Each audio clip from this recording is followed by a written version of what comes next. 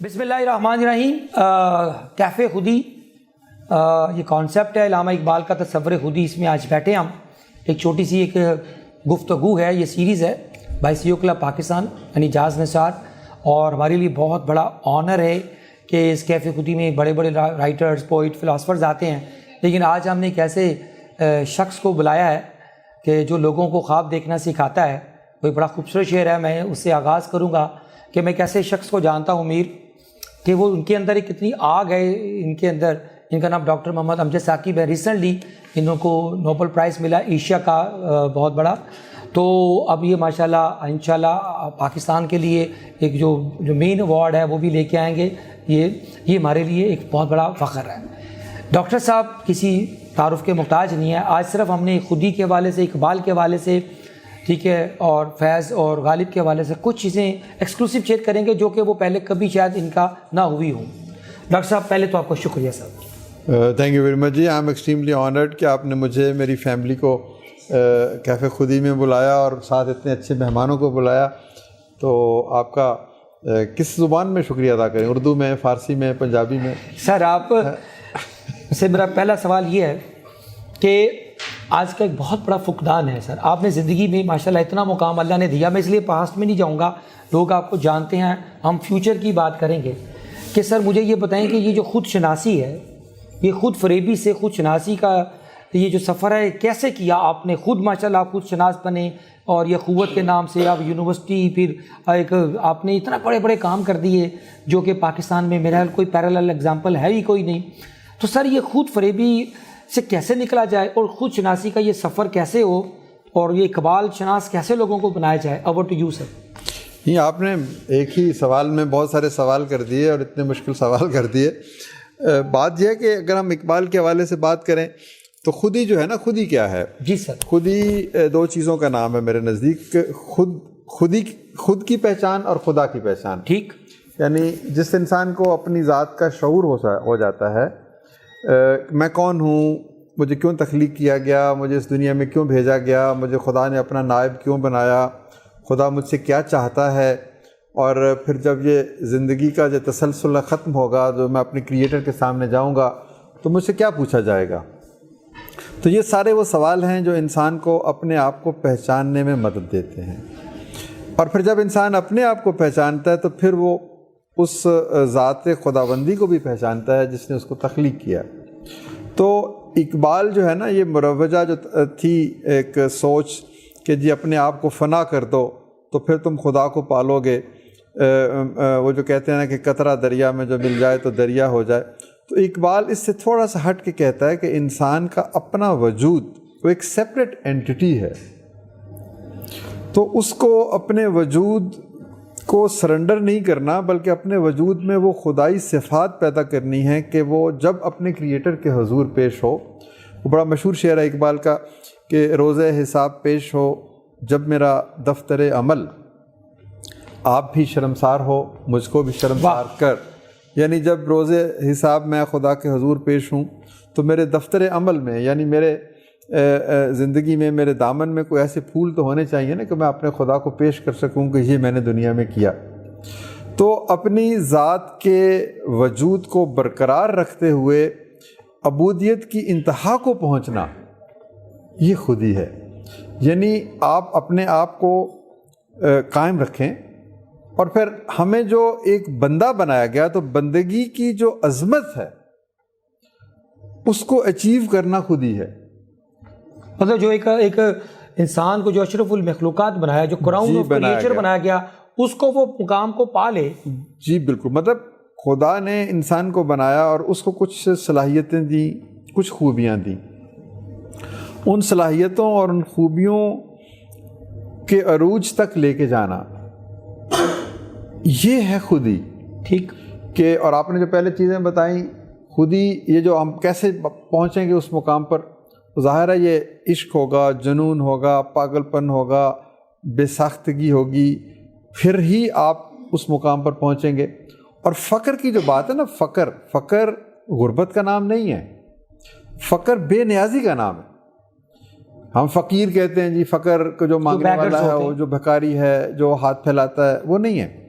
فقر ہے کہ جب آپ کے پاس سب کچھ ہو پھر بھی آپ کسی شے کی پرواہ نہ کریں، یہ بے نیازی استغنا ہے، یہ بے نیازی ہے، استغنا ہے، یعنی یہ دنیاوی دولت، دنیاوی مال و دولت، اقتدار، شہرت، ان چیزوں سے بلند ہونے کا نام فقر ہے۔ واہ۔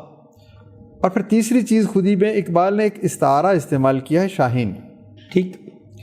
اب شاہین کی خوبیاں ہیں کچھ۔ شاہین کی سب سے خوبی یہ ہے کہ وہ بلند نگاہ ہے، وہ آسمانوں میں دیکھتا ہے۔ ٹرو۔ تو جب آپ ویژن کہتے ہیں نگاہ بلند سخن دل نواز جاں پرسوز، یہی ہے تو یہ شاہین کی ایک خوبی ہے، وہ بلند نگاہ ہے۔ دوسری خوبی شاہین کی ہے کہ وہ آشیانہ نہیں بناتا، وہ کہیں گھر نہیں بناتا، وہ جس طرح ہم گھر بنا کر اپنے آپ کو کسی شے سے منسوب کر کے جکڑے جاتے ہیں، اپنے آپ کو زنجیر، وہ آزاد ہے، وہ آزاد ہے۔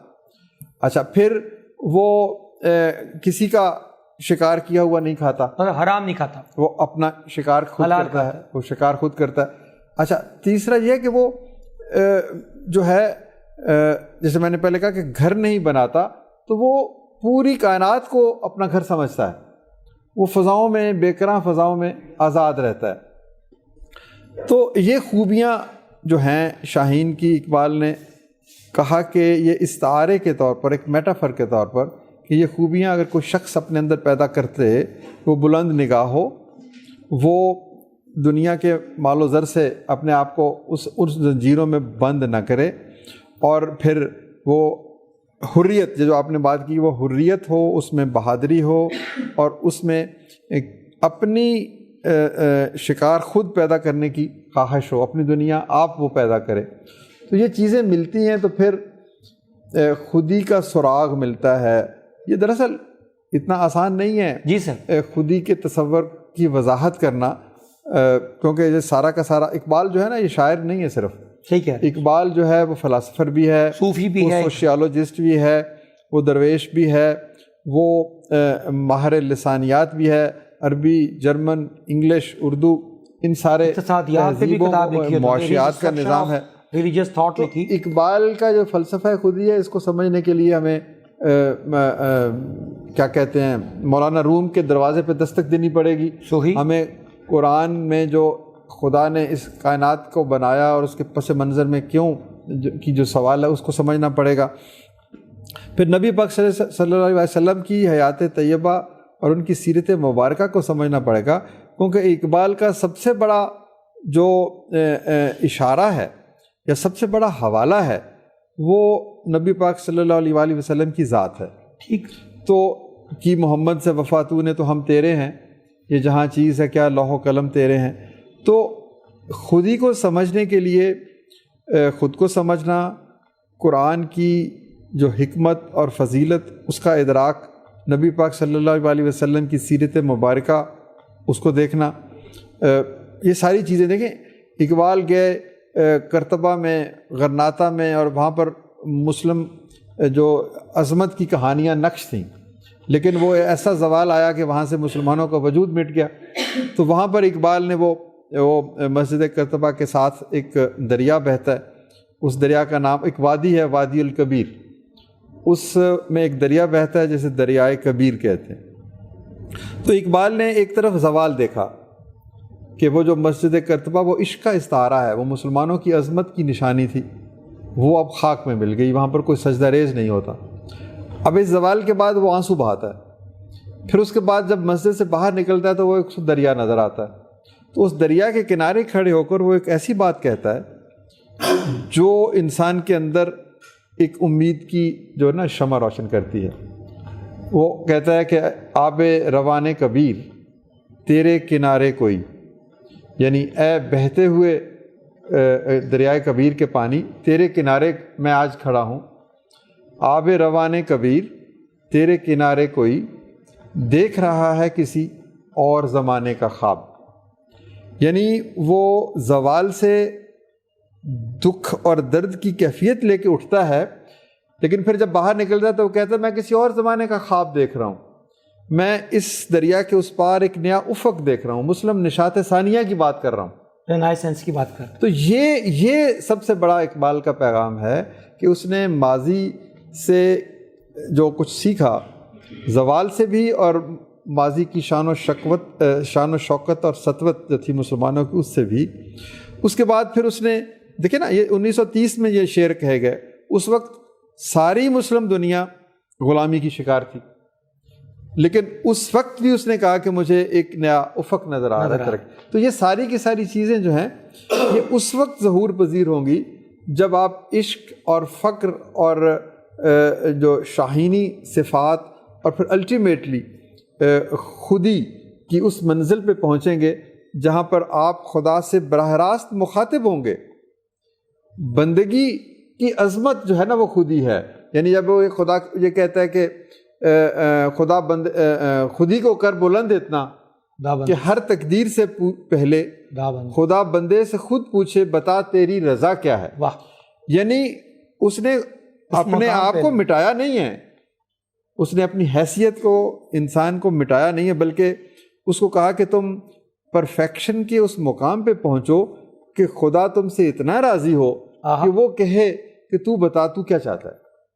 تو آپ نے یہ کیفے خودی بنایا, آپ لوگوں کو خودداری کی جو پیغام دیتے ہیں, تو اس میں میں سمجھتا ہوں کہ واقعی یہ ایک بہت بڑی بات ہے کہ آپ نئی نسل کو جوڑ رہے ہیں اقبال سے, امید سے, بے نیازی سے, فقر سے, عشق سے, حریت سے, جرت سے, بلند نگاہی سے اور شکست نہ ماننے سے, مستقل مزاجی سے.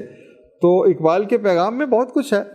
تو خودی کو مطلب یہ بہت بڑا سبجیکٹ سر, ٹائم چند لفظوں میں اس کا احاطہ مشکل ہو جاتا ہے. آخری 2-3 چیزیں پھر ہم اس کو کلوز کرتے ہیں آج کی.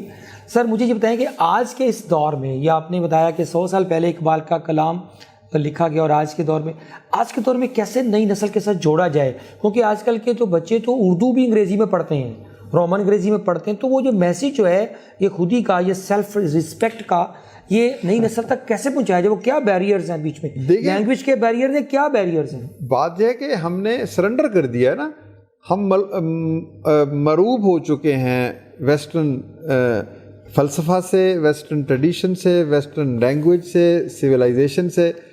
یہ ماں باپ کی غلطی ہے کہ ہم بچوں کو شیکسپیئر پڑھاتے ہیں, ورڈزورتھ پڑھاتے ہیں, فلاں پڑھاتے ہیں, لیکن ہم اقبال سے, غالب سے, میر سے آشنا ہی نہیں کرتے.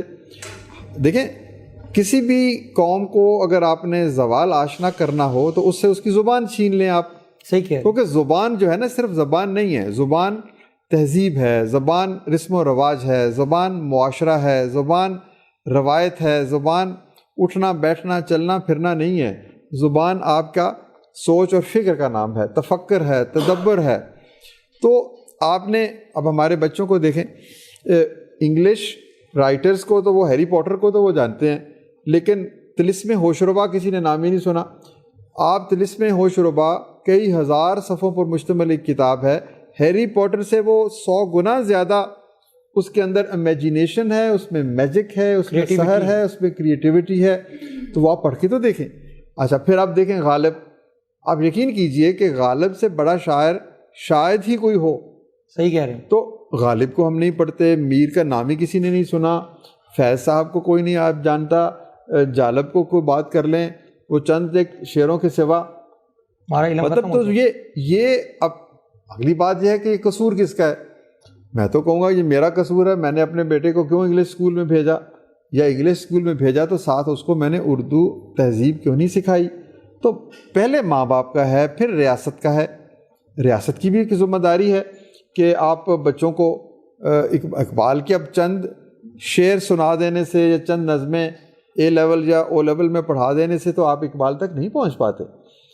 مطلب اقبال تک رسائی کے لیے بڑا ایک مارکا آرائی کرنا پڑتی ہے, اس کو سمجھنا پڑتا ہے پوری کی پوری. ہم نے فارسی تو چھوڑ دی, عربی بھی چھوڑ دی, اردو بھی چھوڑ دی, انگریزی وہ بھی پوری طرح نہیں آئی. تو یہ میں سمجھتا ہوں کہ سب سے پہلے ہمیں خود سے اپنی اس غلطی کا اعتراف کرنا چاہیے کہ ماں باپ کو بتانا چاہیے کہ اقبال, غالب اور میر کون ہیں. جب تک آپ ان کو نہیں سمجھیں گے آپ مسلم ہسٹری کو نہیں سمجھ سکتے, ہم اپنی جو روایت ہے اس کو نہیں سمجھ سکتے. تو سر لاسٹ کویشچن ہے آج کا، سر سے پوچھتے ہیں کیونکہ گوگل آج کے زمانے کا، میں تو اس کو نام اعلیٰ حضرت گوگل رکھ دی ہے. گوگل ہمیں سب کچھ بتا دیتا ہے لیکن یہ نہیں بتاتا کہ میں کون ہوں، ہو ایم آئی. یہ جو کیونکہ ذات کا یہ سفر ہے، نئی نسل کے لیے کیا میسیج ہے؟ کیونکہ نئی نسل کٹ گئی جیسے آپ نے ابھی بتایا، کیسے جوڑیں گے سر؟ نہیں، گوگل بتاتا ہے آپ کو کہ میں کون ہوں. آپ گوگل سے یہ سوال ہی نہیں پوچھتے، آپ گوگل سے الٹے سیدھے سوال پوچھتے ہیں کہ جی میں نے رستہ کدھر جانا ہے، کیفے خودی کا رستہ کون سا ہے، یہ میں نے لاہور جانا ہے یا میں نے پشاور جانا ہے. آپ گوگل سے پوچھیں اقبال، آپ کو BCوں، آپ یوٹیوب پہ جائیں تو اقبال کے اوپر لکھیں، خودی کے اوپر لکھیں اور ان کو پڑھیں. مطلب ہے یہ نہیں ہے کہ آپ میں نے اب اقبال کو ری ڈسکور کیا. میں نے جب میں فرسٹ ایئر سیکنڈ ایئر میں پڑھتا تھا اس وقت میں نے اقبال کو پڑھا، اب میں اقبال کو دوبارہ سے پڑھ رہا ہوں اور وہ میں یوٹیوب پہ پڑھ رہا ہوں. صحیح کہہ رہے ہیں. میں کسی بھی بڑی مصنف کا نام، کسی بھی بڑے کرٹک کا نام لکھتا ہوں تو مجھے سب کچھ مل جاتا ہے.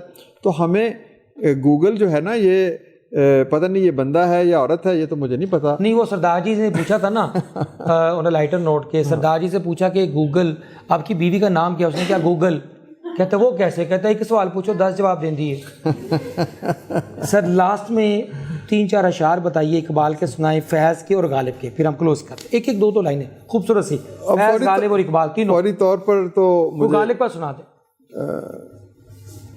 بس کے مشکل ہے ہر ایک کام کا آساں ہونا، آدمی کو بھی میسر نہیں انسان ہونا. اب میں ان کی تھوڑی سی تشریح بھی کر دوں اگر یہ میری طرف توجہ دے. سامعین کی نظر ادھر ادھر ہے. پلیز. بس کے مشکل ہے ہر ایک کام کا آساں ہونا، یعنی غالب کہتا ہے کہ دنیا میں ہر کام آسان ہو سکتا ہے، آپ ہر کام کر سکتے ہیں. Nothing is impossible. بس کے مشکل ہے ہر ایک کام کا آسان ہونا، آدمی کو بھی میسر نہیں انسان ہونا. واہ. لیکن آدمی انسان شاید نہ بن سکے.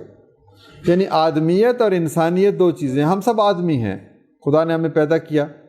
انسان جب ہم اس وقت بنتے ہیں جب ہم انسانیت کی اعلیٰ ترین اقدار کو اپنے اندر سموتے ہیں. تو آدمیت سے نکل کر انسانیت کا سفر، یہ ایک عظمت کی دلیل ہے. انسانیت کیا ہے؟ کہ دوسروں کے لیے سوچنا، دوسروں کے لیے کمپیشن رکھنا، ایثار، قربانی، محبت، بھائی چارہ، اخوت، یہ انسانیت ہے. آدمیت کیا ہے؟ کہ میں صرف اپنے لیے سوچ رہا ہوں. آدمی صرف اپنی کھانے کے لیے، اپنی خوشی کے لیے، اپنے خوابوں کے لیے جیتا. تو یہ ایک میرا شعر ذہن میں آیا تھا، بس کہ مشکل ہے ہر ایک کام کا آسان ہونا، آدمی کو بھی میسر نہیں انسان ہونا. میری ایک کتاب حال ہی میں اب میں نے لکھی ہے، تو وہ اس کا نام ہے 4 آدمی. اچھا. تو ان 4 آدمیوں کے پس منظر میں 4 انسانوں کو ڈھونڈ رہا ہوں. تو میں بھی کچھ لوگوں کو پسند آئے تو یہ غالب کا شعر ہو گیا. اور اب ایک فیض کا اور میر کا جو آپ سمجھتے ہیں، آپ کے دل کے پاس ہے، گنگناتے ہیں آپ کی ہر کتاب کے ہر پیج پہ ایک شعر لکھا ہوتا ہے. ہم تو آپ کی اردو کے قائل ہیں، لوگ انگریزی سنتے ہیں. ناز کی، یہ میں اپنی بیوی کے نام کرتا ہوں. پلیز. ناز کی ان لبوں کی کیا کہیے، پنکھڑی یہ گلاب کی سی ہے. ٹھیک ہے کہ نہیں؟ میر اگلا مصرع، میر ان نیم باز آنکھوں، یہ میں اپنی بیگم کے لیے بول رہا ہوں. میر ان نیم باز آنکھوں میں ساری مستی شراب کی سی ہے. جی ٹھیک ہو. اور ڈاکٹر صاحب کے لیے ایک شعر ہے آج کا کلوزنگ 2 جملوں میں، پھر ہم اپنی گفتگو اوپن اپ کرتے ہیں، پھر کیمرے ہٹ جائیں گے. وہ یہ ہے کہ 2-4 نہیں، مجھ کو فقط ایک دکھا دو انسان جو اندر سے بھی باہر جیسا ہو. 2-4 نہیں، مجھ کو فقط ایک دکھا دو انسان جو اندر سے بھی باہر جیسا ہو. اور غالب کا ایک شعر اور ایک فیض کا. غالب کا شعر ہے جی، میری زندگی کا سر یہ اس نے میری لائف چینج کیا. میری زندگی بہت چینج آئی اس شعر سے، کیونکہ شعر نہیں ہے، پوری ایک لائف ہے اس کے اندر. نغمہ ہے غم کو بھی ہے دل غنیمت جانے. یہ سب کے دوستوں کے لیے ہے کہ لوگ مجھ سے اکثر اسٹریس مینجمنٹ پوچھتے ہیں کہ کیسے مینج کریں. میں کہا سائیکالوجسٹ کے مسئلے مسائل چھوڑیں، یہ ایک غالب کا شعر سمجھ لیں، آپ کو زندگی میں کبھی اسٹریس ہی نہیں ہوگا. یہ آپ سب دوستوں کے لیے کہ نغمہ ہے غم کو بھی ہے دل غنیمت جانیے بے صدا ہو جائے گا یہ ساز ہستی ایک دن. کہ زندگی کا جو نغمہ ہے نا، یہ غم، یہ درد، یہ دکھ، اس کو بھی غنیمت جانیے. لوگ سمجھتے ہیں یہ اسٹریس ہے. کبھی نہیں دعا مانگنی چاہیے میری ٹینشنیں ختم ہو جائیں. ہمیشہ دعا مانگنی چاہیے کہ مجھے ان کو فیس کرنے کی ہمت عطا کر. اور آخر میں سارے فیض احمد فیض کا دو اشعار ہیں. ایک پہلے ڈاکٹر صاحب کے لیے کہ زندگی کیا سر, یہ کسی کتاب میں اس کو جگہ دیجیے گا, یہ بہت ہی بڑا شعر ہے کہ زندگی کیا کسی مفلس کی کبا جس میں ہر گھڑی درد کے پیوند لگے جاتے ہیں. اور آج کے اس موسم کے حوالے سے, آج کا بہار کا موسم شروع ہونے والا ہے, کہ رات یوں دل میں تیری کھوئی ہوئی یاد آئی, جیسے ویرانے میں چپکے سے بہار آ جائے, جیسے ہولے سے چلے صحراؤں میں باد نسیم, جیسے بیمار کو بے وجہ قرار آ جائے. Thank you very much doctor صاحب, تھینک یو. آپ بہت شکریہ آپ کا. اللہ